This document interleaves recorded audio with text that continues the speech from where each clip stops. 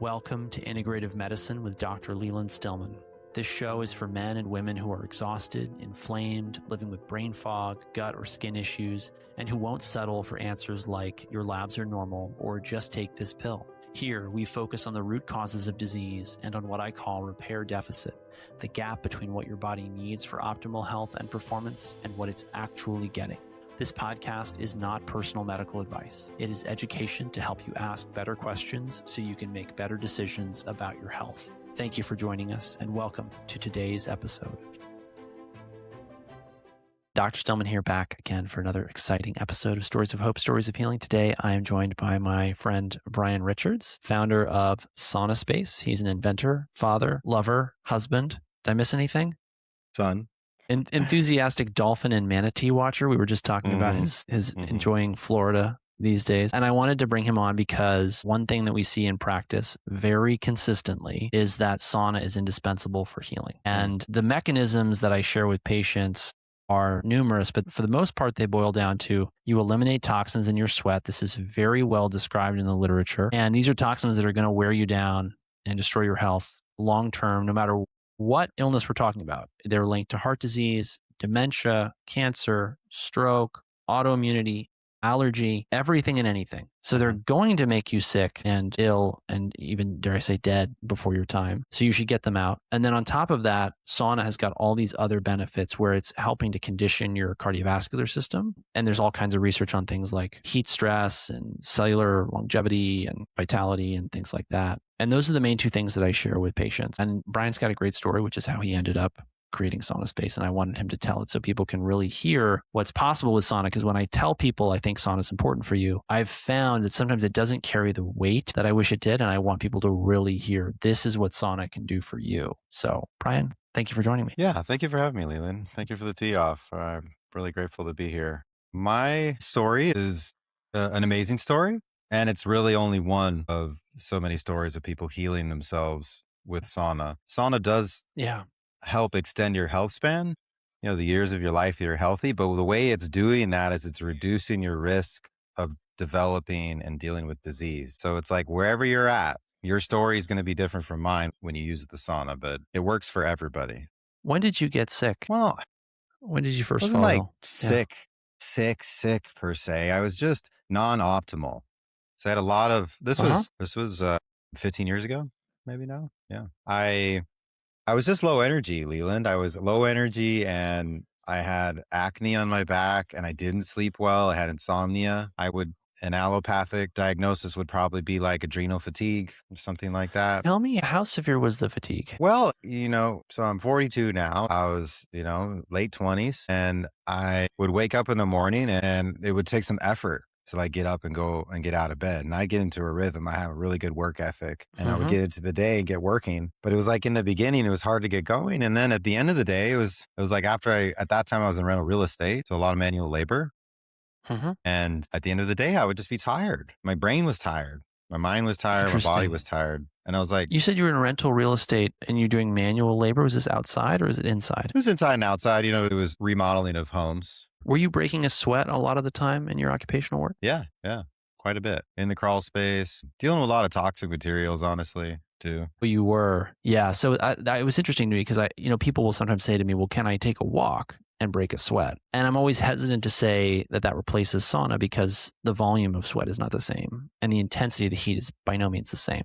Well, and the state of the nervous system. Yes. Mostly, if all your energy is going to your arms and legs, you're not healing. You're sweating to cool off mostly. We'll get into that. So tell me about the insomnia then, or the difficulty sleeping, if you want to call it that. Yeah. So I would then go to bed and try to fall asleep, and it would take like an hour, sometimes more, to fall asleep. And then when I would wake up, I wouldn't feel so rested. So the sleep quality wasn't that great, and it took a long time to fall asleep. Did you ever wake up in the middle of the night? Sometimes, not all the time, not the majority of the time, but I would wake up, feeling groggy, tired.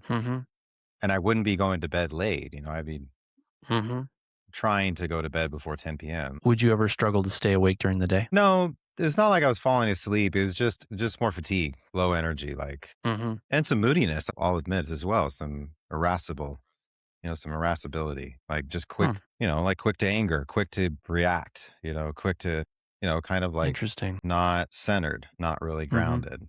If you had to rate your energy on a scale of 0 to 10, 0 being bedridden, and 10 being the energy of an 18-year-old who's healthy, where would you say you were? Yeah, I was definitely right in the middle, 5, maybe four or 5. A lot of our hmm patients are hmm there. Okay. So then what Yeah, happened? and yet I was young, and if you met me and you didn't see like the acne on my back, you would hmm maybe be baffled. Well, what's your problem, Brian? Like, you look great, you look fine. But internally, I wasn't. And for all the reasons stated, it was frustrating. I got recommended to take, some drugs for the acne. And there's all kinds Mm, of, if you want to find sleep solutions, there's all kinds of weird things in the medical sure. realm you can take for sleep. I was actually exploring some other natural ways, like valerian root I had heard about. Yeah. But basically I told my mom, the trigger for me was I told my mom. My mom's a naturopathic physician. So she's an Oh, I didn't MD, know but she that. has a natural focus. Yeah, yeah. She's been my silent inspiration this whole time. I called her up and I was like, what do you think about my situation? And she said, Brian, you're probably just toxic. You probably just need to detox and you should get a sauna. So that was the start of it. And That I was was like, it? okay, mom. But Wow.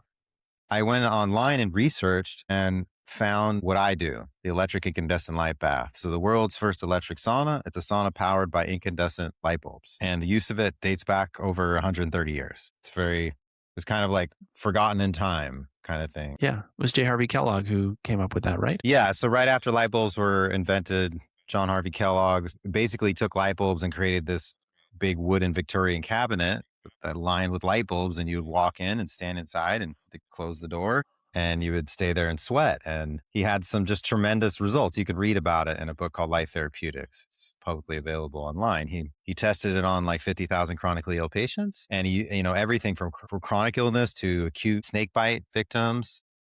Really? And he just had these tremendous healing stories. It's just like phenomenal. You can read the book. It's really impressive. And they didn't know about mitochondria, right? They hadn't even identified DNA at that point. But Right. he knew that he said there's something special about the quality of the light. It's heating the body more effectively than a Turkish bath. And there's some particular healing quality to the light itself. That's as far as he took it. And so I saw this concept. I was like, whoa, that's really cool. I want to do that. And I built my own. So I built my own light bulb sauna. Why did you decide to build your own instead of buying something off the shelf? Yeah, well, it's, once you get to know me, I like to tinker with things. And at that point, I was motivated. And I was also building stuff anyway at that point. I was like, yeah, I'll build my own. So I used it right before bed and I slept like a baby. And then the same thing happened Just the next right night. away.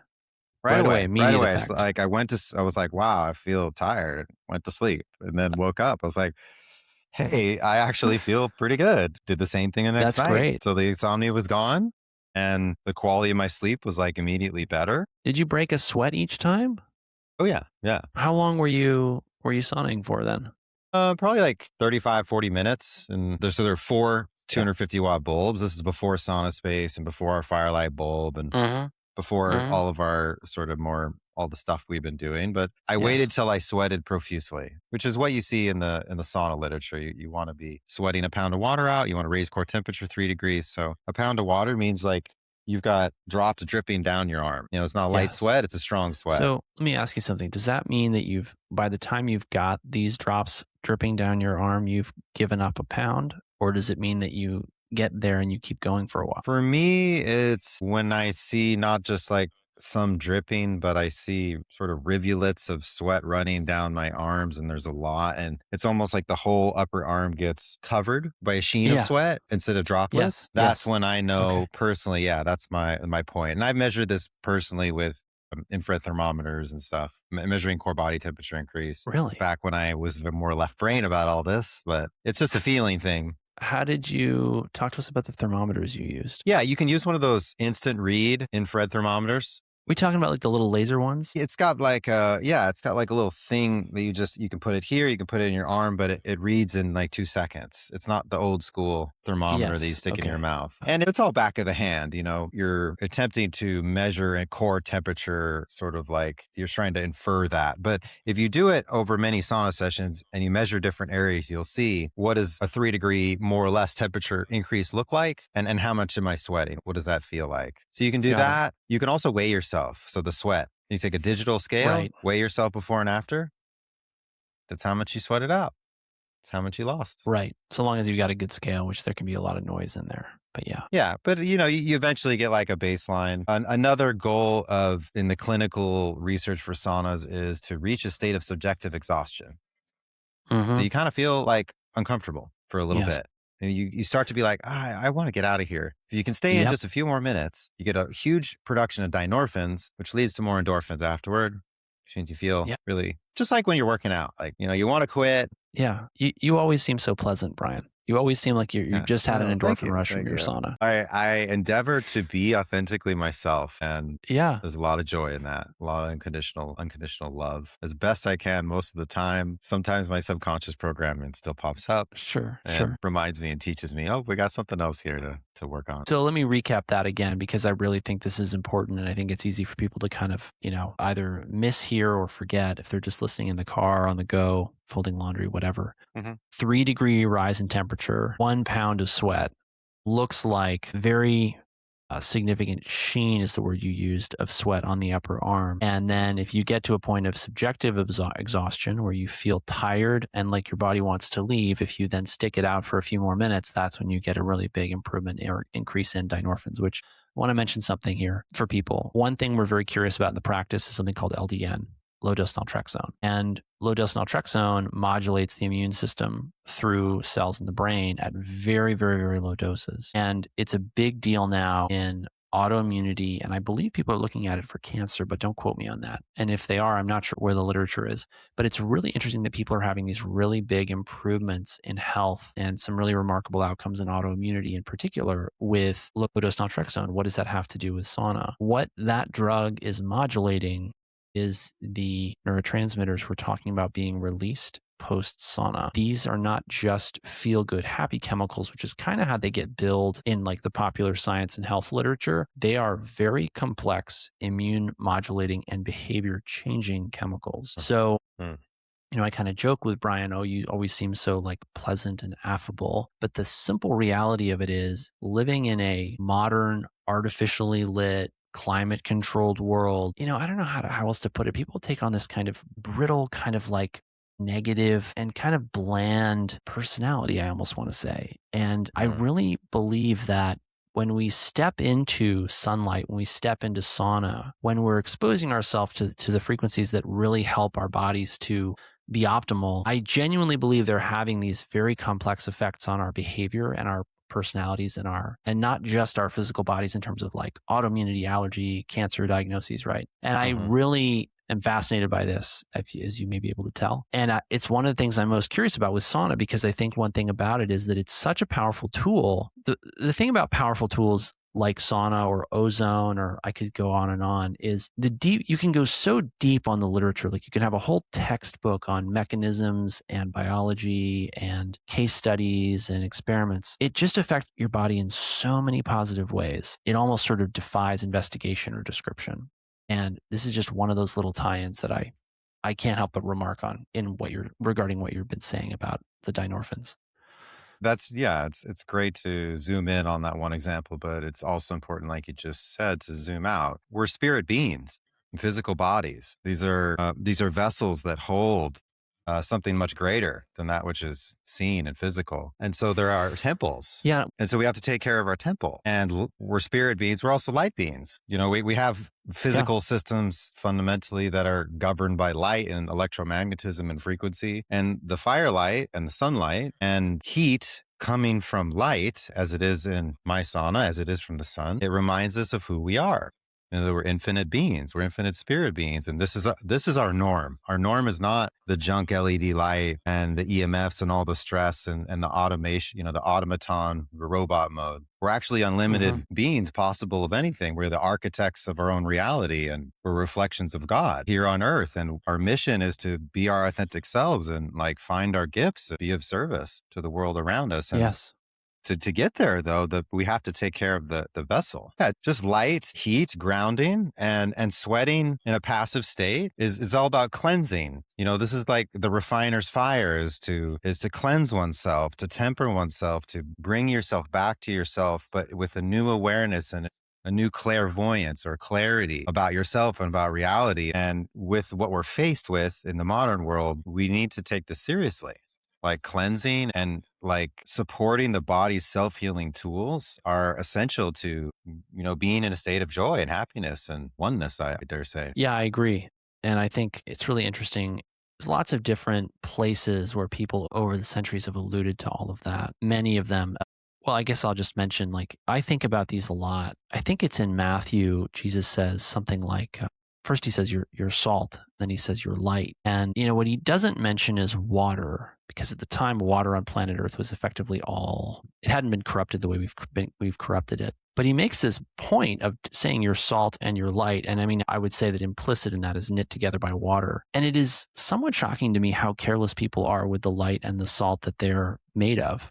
And I think there's this conceit that our brains are sort of beyond the touch of, well, it's just a piece of chocolate cake. It's just some processed food. It's just a soda. It's just a this. It's just a that. It's not. I'm not trying to freak people out. And, I mean, I have the occasional cheat day too. But you've got to really focus on this, because it doesn't just determine your health and your longevity. We're not just talking about another 10 years of life. We're talking about being the fullest, most authentic, most creative, inspirational version of you. And how can you not pursue that, chase that intensely? I think anyway. So yeah, I say that because I think a lot of people end up thinking sauna, it's a chore. It cannot be a chore. It has to be an opportunity for you to program your body with the frequencies of light that are going to help you to not only experience and realize the best health possible, but to become ultimately the best version of yourself. And that sounds like, I don't know. It sounds, to me, if I didn't know what I know about sauna, it would sound a bit over the top. But I'm telling you, and the reason I wanted to, and I feel like we had to chase you down for this because you're a busy guy. I wanted to make a point of doing this because I see sauna, it is a very consistent finding in the practice. Patients who take the supplements, minerals specifically that we recommend, do the saunas, particularly with the SaunaSpace, and then make the diet and lifestyle changes we recommend, which have to do with salt, light, all kinds of things. They're the ones who have the biggest eliminations of heavy metals on their hair testing. They're the ones who have the biggest shifts in their physiology, which is ultimately what everyone is coming to us for. They want their physiology to shift in a positive direction. So well said. I couldn't agree more with what you just mentioned there. Yeah. And that's okay. It's okay to just start out with the physical. I mean, the physical is important. We are these infinite beings in physical bodies. So it's okay. Let's start out with the physical, cleanse the physical, nurture and nourish the physical, and know that that path leads to awakening of the mind and clarity. And then generally will eventually lead to some sort of like renewal in your spirituality and your sense of self, and like, what is my goal in life? What am I passionate about? What are my gifts? What do I love? What do I not like? What's not aligned with me?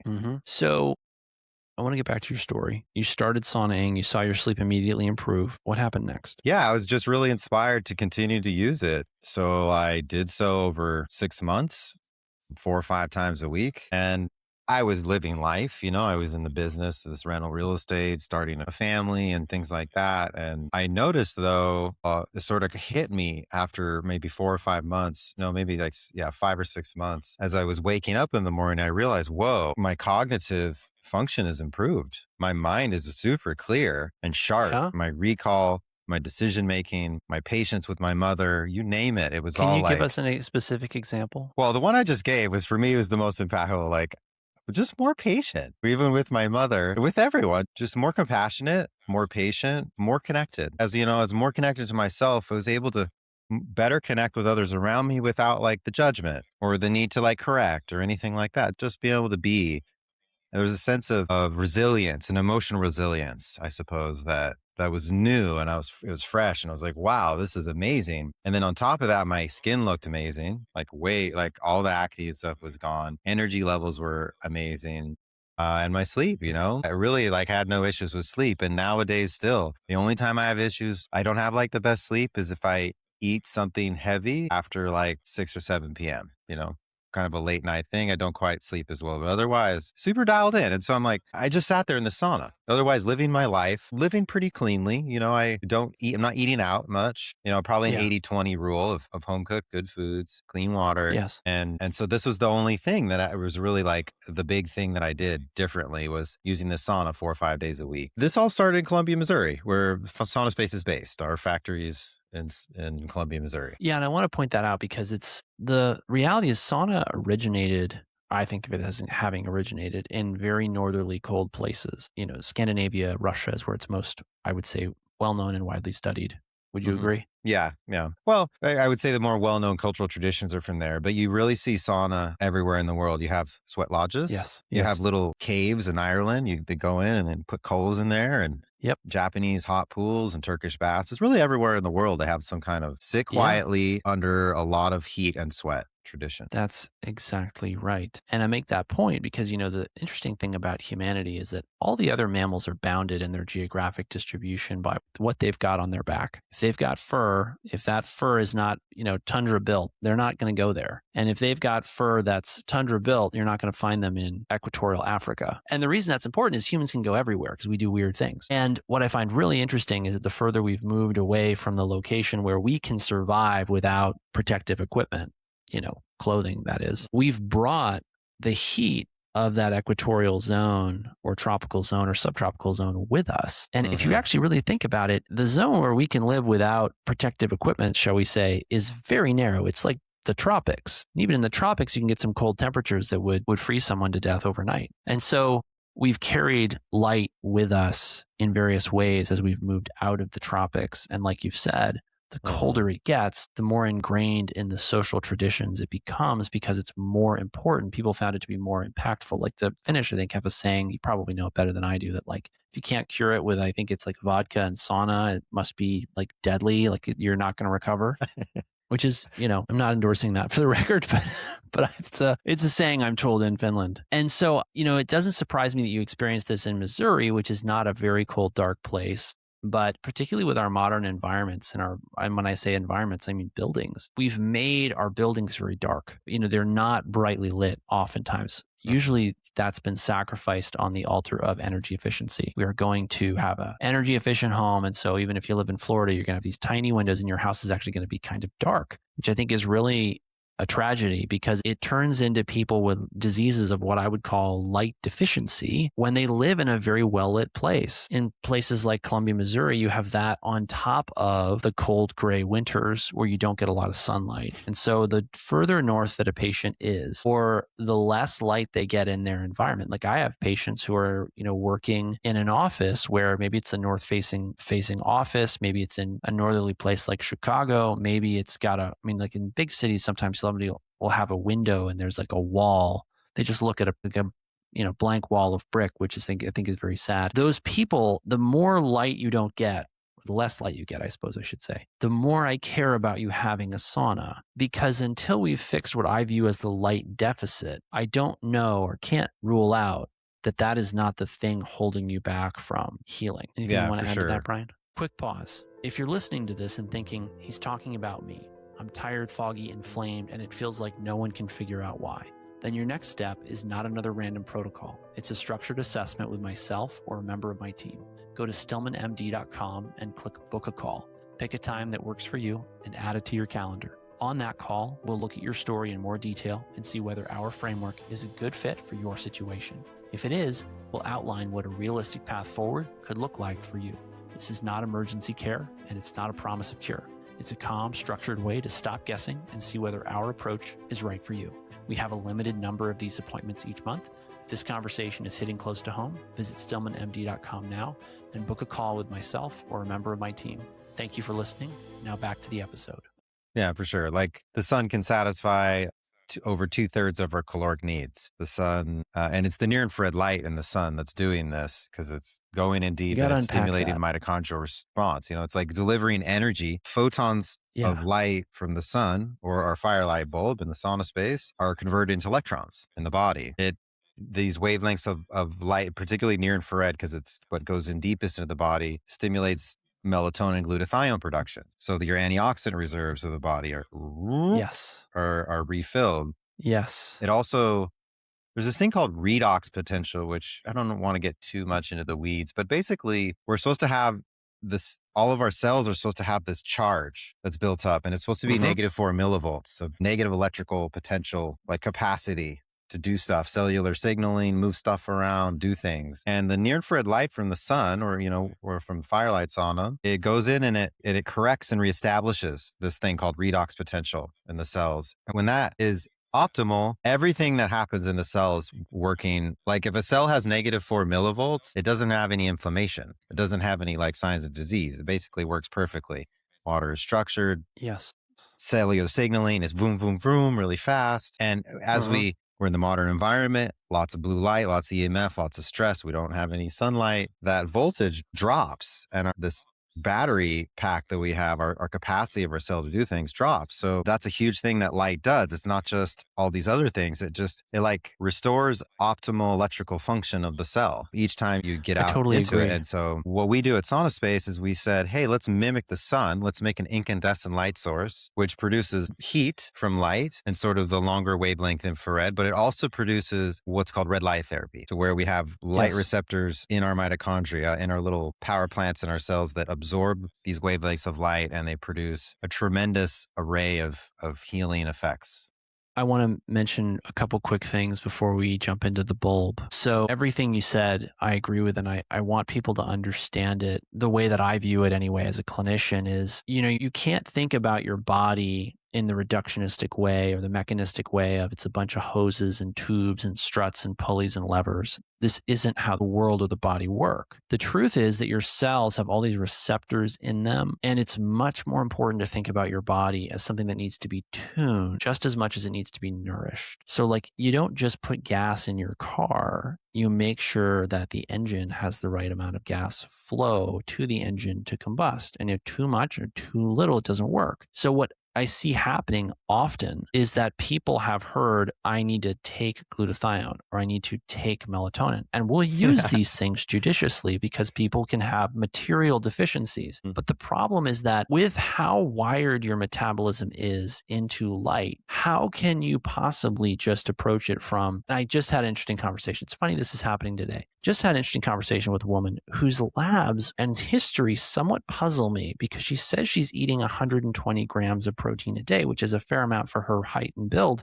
but she's got some of the lowest protein markers in the practice, which either makes me think she's overhydrated or she's not assimilating and then managing and absorbing the protein well. And we'll figure it out. But, I said to her, you seem to need more input. And then I start to wonder about if we've got, and this is one of the first things we do with patients, we figure out what the input needs to be. You're low in this, you're deficient in that. But just as much as we need to figure that out, we need to figure out what frequencies do you need for your body to kick in and take that raw material that you just put in and turn it into what you need to have this physiologic effect. And so that's why, for example, I have an interesting story in the practice recently of a woman who came off thyroid hormone and then using red and Firelight therapy, she was able to stay off thyroid hormone with better free T3 levels, thyroid hormone levels, than when she'd been on it. I've got another case.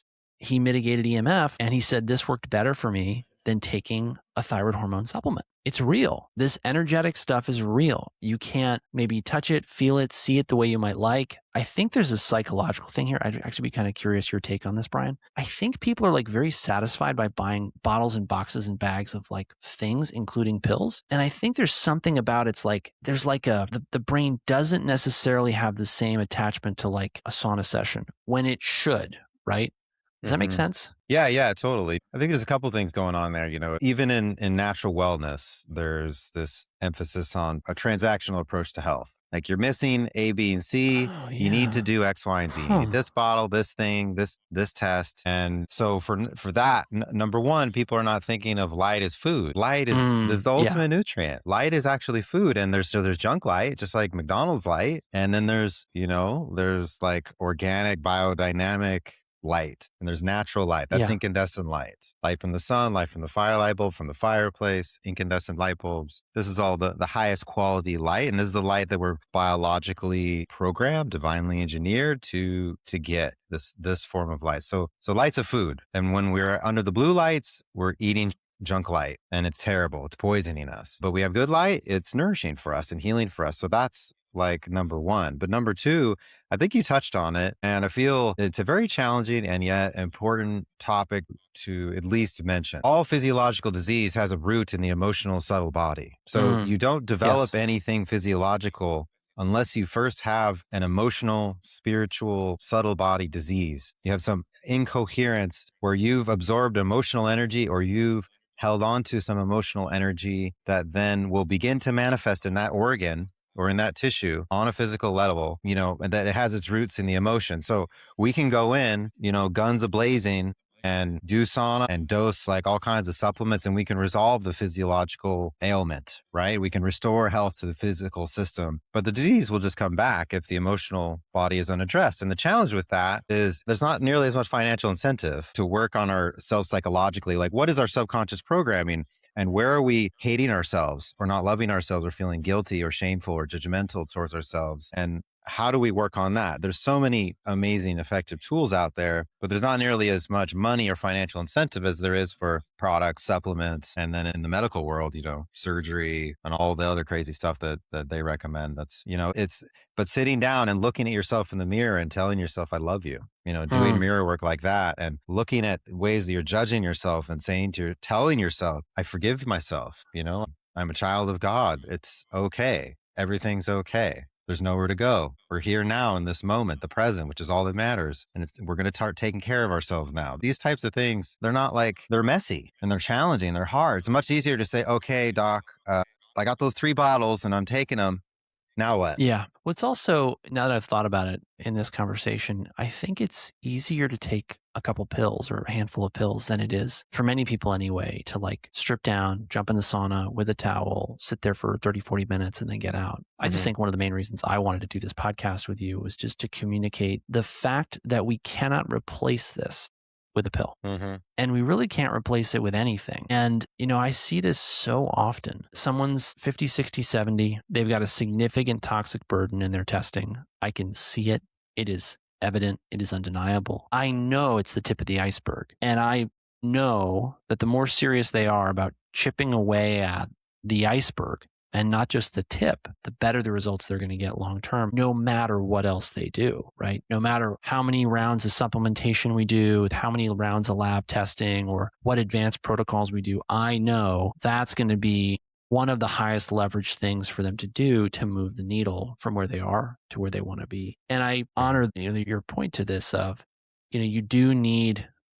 But I think it's this fascinating interplay between, what you're calling, I think you said, the spiritual body, or however you want to put it, the spirit, the soul. It is a fascinating interplay within the vessel, because I will have patients saying things like, the minerals and the light therapy we've chosen for them, sauna or other various modalities or products, has had this effect on them processing emotions, which for me is very gratifying, because it tells me we're helping them along a much more profound journey than just, hey, I got this fatigue. What can you do for me? Right. So I want to make sure we cover how you went from, okay, I've had this great outcome with my own homemade light cabinet, to engineering the bulbs, because the bulbs are important. And I want your thoughts on how you came up with the bulb, why it matters, why the frequencies matter, and why they have a greater impact on health and physiology than just something you could buy off the shelf like you did. Yeah. So in the beginning, I just bought something off the shelf, and that's what I used for my own healing. And it was tremendous. It was amazing. However, in the journey of SaunaSpace, I began to explore what could be better. How could it be improved? And so I ended up spending over 4 years, more than that now, quite a bit more. I've said this story a few times now. But it's been probably 8 or 9 years now where I continue to tweak it.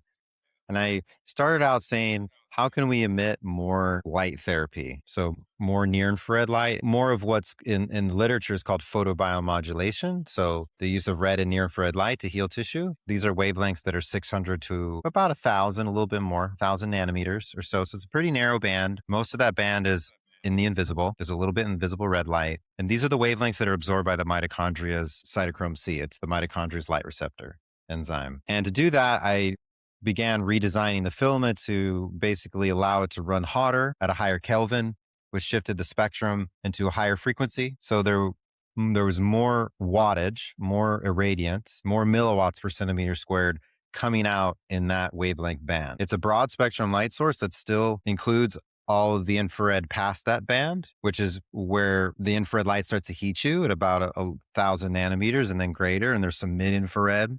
And there's some far infrared too in the bulb I developed. But most of the output is in the near infrared. That's number one, giving you these light therapy responses in the mitochondria. And number two is heating you radiantly. So the light penetrates many inches in the body and heats you from within. This is the way the sun heats you.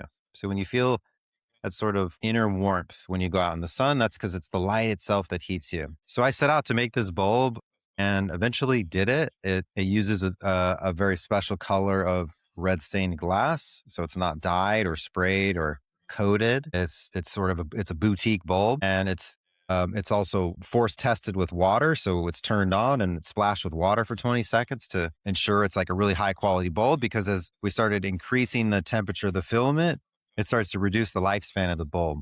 So it's trying to find that magic sweet spot. So the bulb, the Firelight bulb that I've developed it lasts for like 5,000 hours. So it's many years of use typically. Some can fail before that, but that's the average rating. And yet it still is emitting quite a bit more light therapy than a standard heat lamp. So that was the start of the journey. And all of that led to the development of all the products, or the sauna and our portable glow light. We were doing that while we were developing this bulb. So this bulb took many, many years to develop. But what I love about what we do as it pertains to what you just said about, hey, I just don't have the time to take 40 minutes to do the sauna. In the SaunaSpace sauna, especially the super sauna that has 7 bulbs, you don't have to preheat it. And you get inside and your sauna session is 15 minutes, maybe 20 max. Wow. So it's this experience of raising the core temperature 3 degrees, sweating out at least a pound of water, having that proper sauna session is now reduced to like 15 or 20 minutes. So, and when you're in there, it also, I think people see saunas that are like these like hot torture chambers that you go into. This is a different experience. This is fun. You put some meditation music on, you can put a prayer on, you put some healing frequencies on, and you get in there and you just, listen to a good podcast or whatever. Just make sure it's on airplane mode. And but you get in there and you tell yourself, I'm here enjoying myself. You don't go in there and like start like worrying about what you're going to do afterwards. You want to just be present, and you can feel the light reminding your body that it can heal itself. The light is this powerful natural input. That's food. It's a nutrient. And so the experience is different. It's not like a regular sauna that you have to preheat it an hour. It takes an hour. It's the air heating you in a regular sauna. So it can be fun, and in social communal environments, sometimes it can be fun. But what we do at SaunaSpace is like very zen.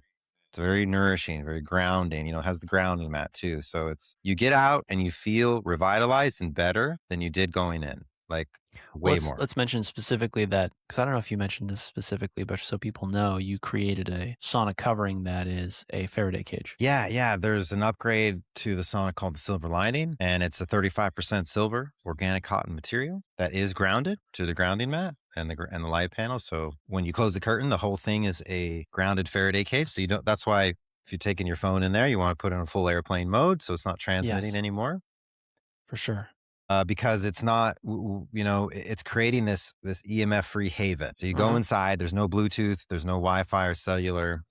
It's extremely calming to the nervous system. And, I only have anecdotal reports on it, but you feel it. You'll sweat faster, and your experience is it's more profound. It's very quiet to the senses. And all of the saunas have a grounding mat, and all the sauna light panels are EMF shielded. So there's no electric or magnetic field leakage that stresses the SaunaSpace user. And you can get that full Silver Lining upgrade if you want that full wireless protection. So I want to give people I want to walk people kind of through how I think about how I do this. And I'm curious what you think. I strip down, get in.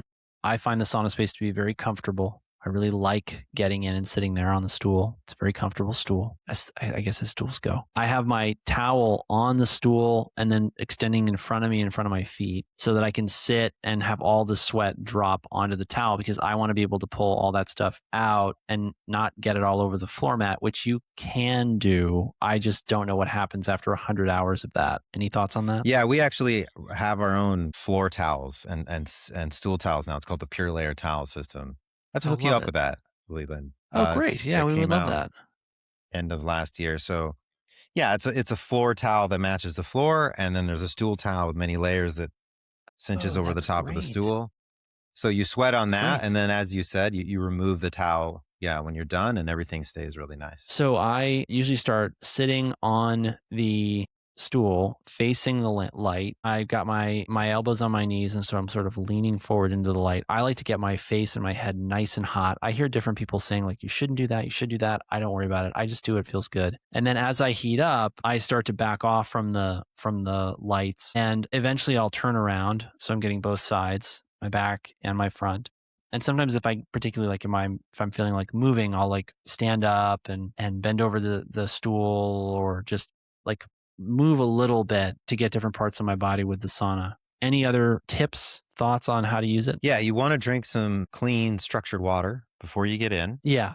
Yeah. And then you just get in, flick the lights on, you're naked. Like you described, most people start facing the light, and you can rotate just a quarter turn.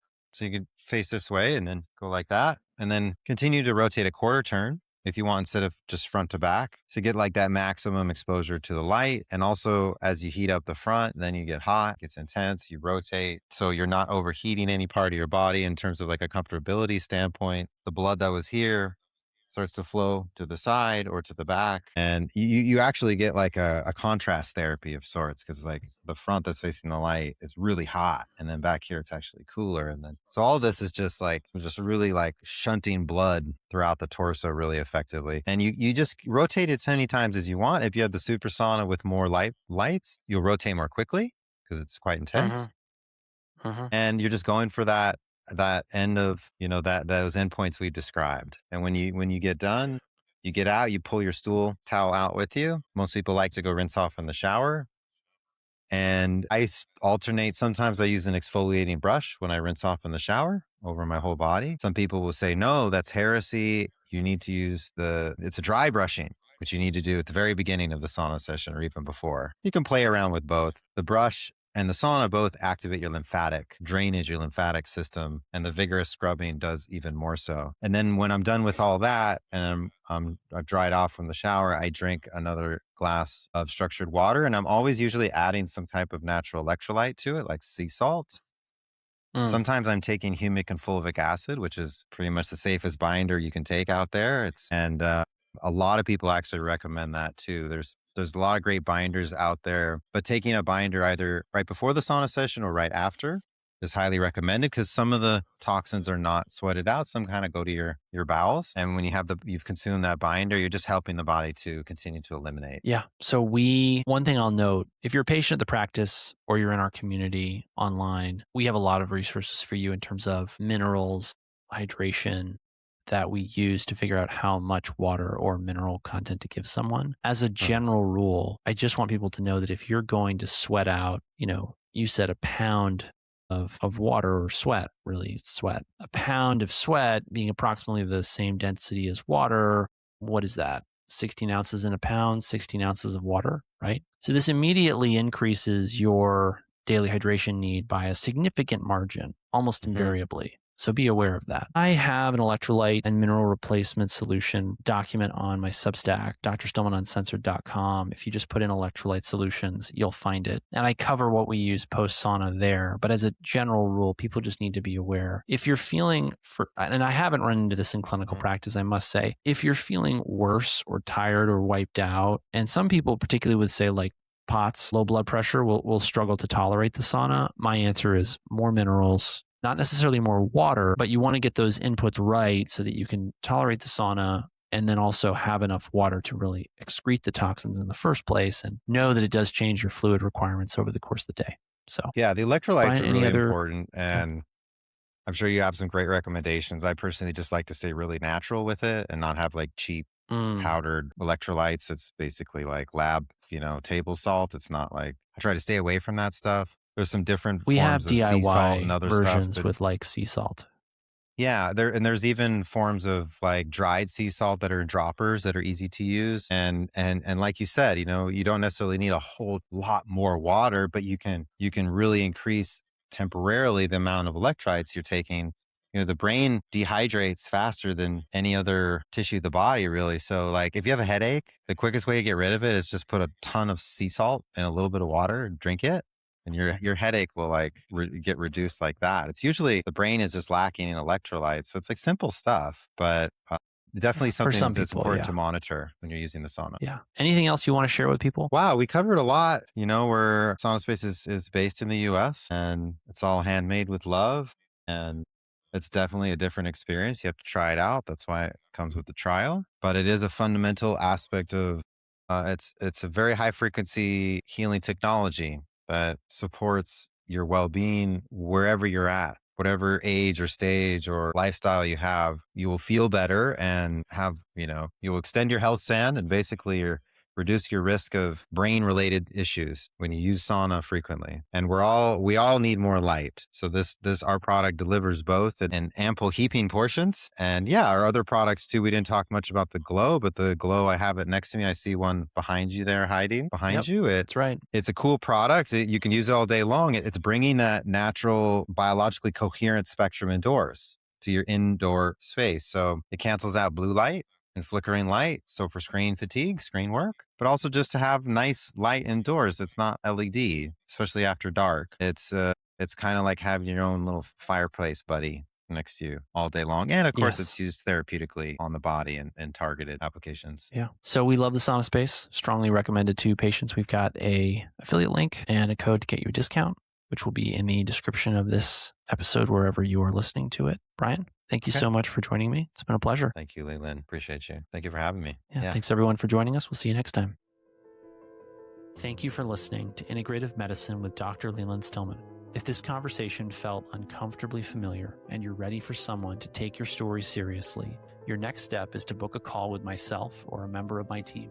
Go to stillmanmd.com and click book a call. Choose a time that works for you and confirm it. On that call, we'll look at your story in more detail and see whether our framework is a good fit for your situation. If it is, we'll outline what a realistic path forward could look like for you.